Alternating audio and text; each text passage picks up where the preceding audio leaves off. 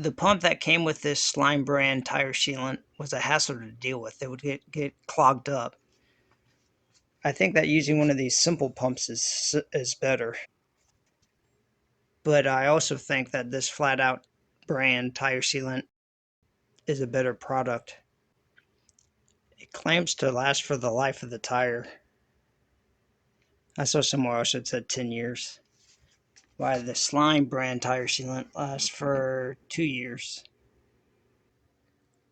So here I filled up the simple pump with how much slime tire sealant I want to put in. This is what it looks like going into the inner tube.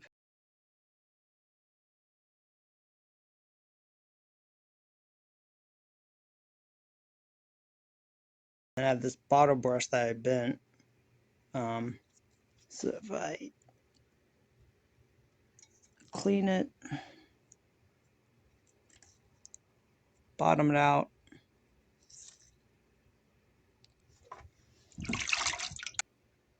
I'm cleaning the valve stem some with a paper towel.